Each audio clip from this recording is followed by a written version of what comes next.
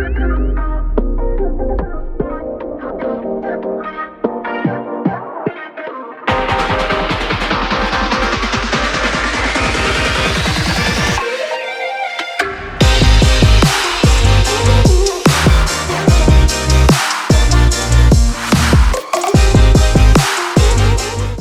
everybody, it's your girl Karan Hayes and my good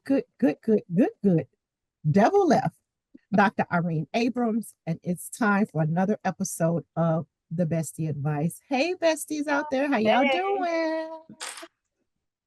And you all, this season we are talking to you all about upgrading your life Yeah. holistically. That's Mhm.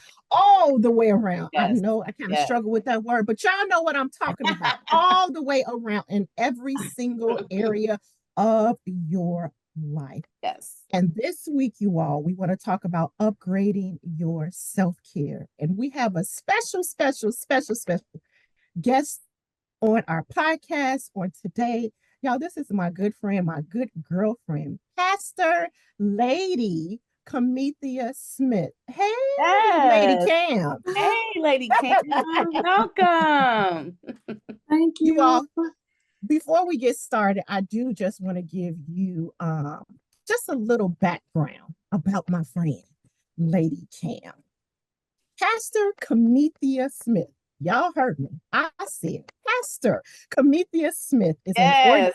ordained pastor of New St. Matthew MB Church, where she serves alongside with her husband, Pastor Danny Smith. Y'all, Pastor Danny, he's my friend too. Anyway, next, she is also a mother of two beautiful children, Emery and Josiah. Born in Chicago, but raised in Natchez, Mississippi, where her deep Christian faith was nurtured from a very young age. Lady Cam's unwavering devotion to prayer, the study of God's word, and a heart for discipleship have shaped her into a spiritual leader who is both compassionate and wise. Cam is known for being a quiet storm. That she is, a quiet yet gentle storm. She speaks, she pours into the hearts of others, bringing spiritual renewal, encouragement, and growth in their Christian walk.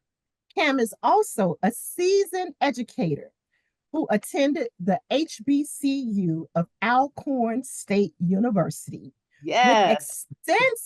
extensive experience teaching in the Christian school district. Pam's love for God's youth extends beyond the classroom and into her leadership as the sole proprietor of First Girls Incorporated. Yes, y'all, That's y'all, where she mentors young ladies, teaching them foundational principles, spiritual truths, and the importance of educational success. Her guidance prepares them for life with strong spiritual and moral foundation. An advocate for holistic well being, Pam is the visionary behind Self Care September at New St. Matthew. Y'all, it's the bomb, y'all. It's the bomb. It's an initiative that has grown into a dynamic movement within the church. And it's also the first entity under her umbrella of First Things First. Due to her heart for self care and spiritual growth, this initiative will soon expand into a conference. I can't wait. Further reflecting Cam's diligence and passion for empowering others in both body and spirit. Again, I want you all to welcome our special guest, Lady Cam Smith. Yay. So we're going to go ahead and get this started, and we are going to turn it right on over to you, Irene, for our first question. Wow, what a resume. Kudos to you, Pastor. That is amazing. Thank you again so much for agreeing to be a part of our podcast. You know, these conversations are so important to Lady K and myself to get our audience. We want them to have all the information. And you are the experts on self-care. So I do want to start, asking you this question. Can you share with our audience, can you share your personal journey, your personal self-care journey, Yes. that has led you to prioritize this in your life? Yes, thank you for having me. I'm excited to be here.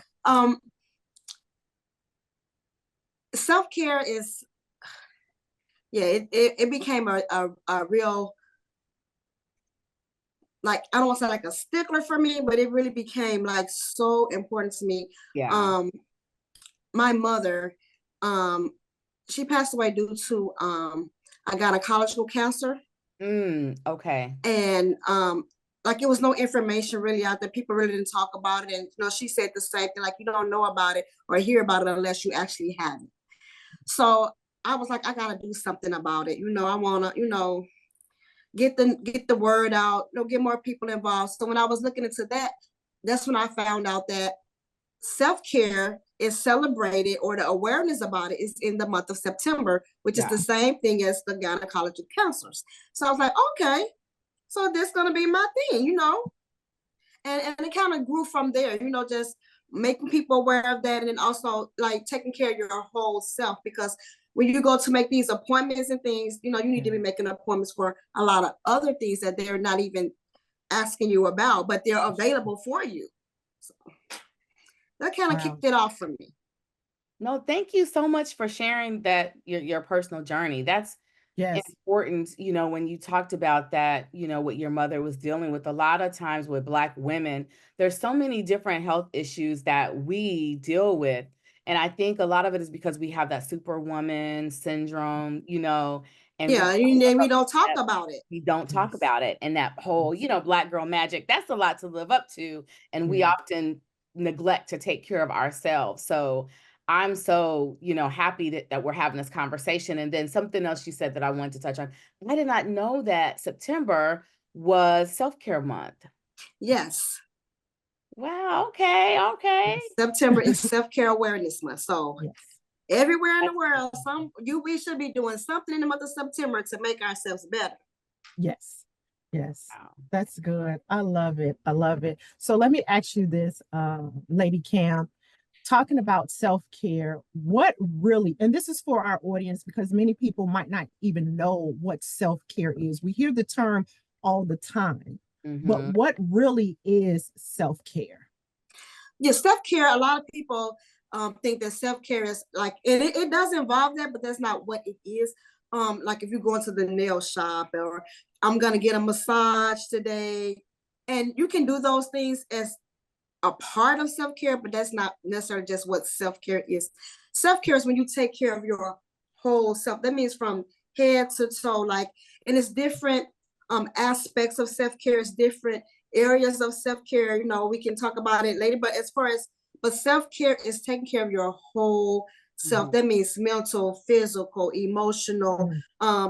It's another one is financial, like that's another umbrella they've added to the level of self-care. So it's everything, making sure your whole self is well.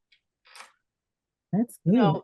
That tags into a conversation that Kiran and I actually just had with her sister when we were talking about just really upgrading your life. Stephanie brought that up, when you talked about that financial piece is also self-care. One of the things that Stephanie said was, okay, you want to upgrade your life. Have you upgraded your money? Are you managing your money?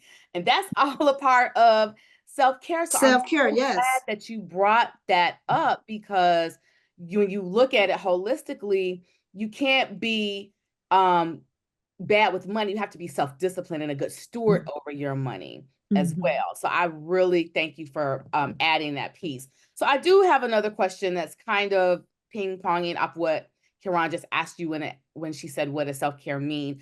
And you've given us an array of what that looks like. So what challenges, have you faced? I know you're embracing, all facets of self-care. So what challenges have you faced in maintaining a self-care routine? And then how have you overcome them? You can get so, not just me, I think a lot of people, women, men, you get so overwhelmed with your daily, day-to-day activities.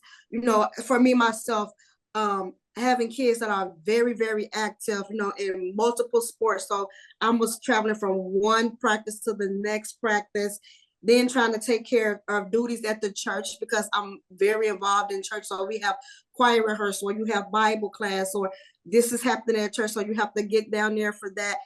And then just you got to go to work, you know, you got your work day, you know, that's a 9 to 5, or if you work 11 to 7, you know, and it's only so many hours. We only have 24 hours in a day. So sometimes it can get challenging, but you know, you have to just stop. And if you just say 15 or 20 minutes a day to just breathe, you know, just to, you know, I'm not doing anything, you know, I'm prayer or meditate. If you're taking 20 minutes to write down like a thought or to act on it or read affirmations, that's good for you. So it's no matter what, how much time, I'm gonna at least try to find it. If you do it in your car. So the challenging part is try to make sure that you get it in, but also to make sure that you do it. Like, don't get so overwhelmed that, hey, I didn't even get a chance to read my book today, or I didn't get a chance to say, hey, you know, I had this thought and I wanted to. So it's about making sure you make time.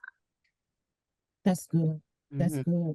So speaking of making time, from what I'm hearing from you, you should try to actually try to get in self-care time daily. Daily. But if your day gets so busy, what's the realistic time that someone can actually fit self-care in? Is it can it be a weekly thing? Can it be a monthly thing? Or it's like, nope, nope, nope, nope. Carve out 20 minutes, an hour, whatever it may be, every single day. Self-care is daily. Okay. There are different, how can I say it? There are different ways of doing the self-care. So daily, you should take at least 15 at the least, the 20 minutes. If it's, I'm gonna wake up 15 minutes early so that I can just sit by myself and drink a cup of tea. Or I'm gonna sit in my car before I walk into the house and just, you know, let me leave the day's activities in the car. I'm not gonna take it in the house. If it's, you're gonna go to the restroom or, you know, your bathroom, and I'm just gonna close the door. I don't care who's calling my name. I'm not gonna answer my phone. Just those minutes to just to have to yourself, that's a great start. Like, that's a good beginning to saying, hey, I have to have time for myself. But then when you start practicing that every 15 minutes, and then you'll start to carve out times. Sometimes I take my 15 minutes in the bed. I could be wide awake, but I'm not gonna get up. I'm gonna lay there. I'm gonna pray. I'm gonna just nothing. Yeah. Let me collect my thoughts for that. Let me not just get up and jump and start moving.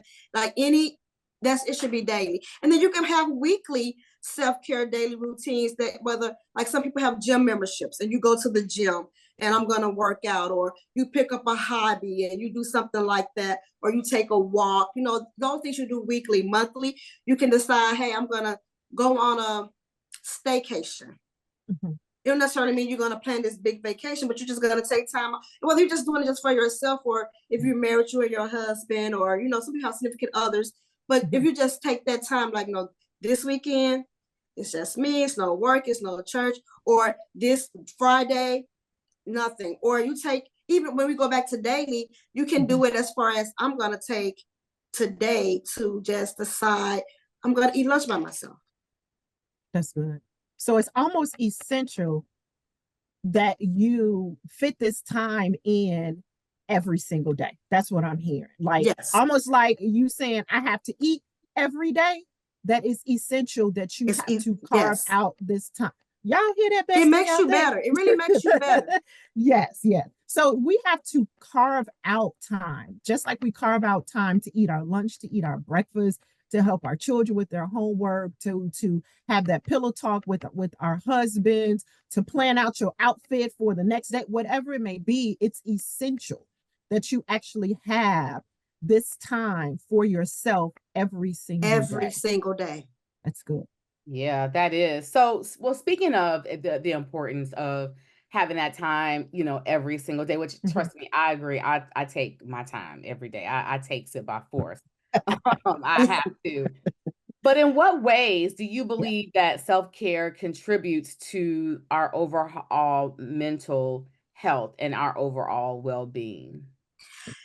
Because it allows you a place to just let things go. Mm-hmm. So it helps you emotional, whether you're upset or you can get, if you're journaling, you can get that out. You're not constantly thinking about, oh, you know, Sally upset me today. You know, if today, this is almost like when you were little and you had a Dear Diary moment. Yeah, yeah. And even as far as your mental health, like mental health is a part of self-care. You know, it's everything. So if you want to, hey, I'm gonna give me a psychiatrist, I'm gonna go see a therapist, you know, I'm gonna go find a social worker. You know, we have a thing that we can't get help, or if you get help, that means something.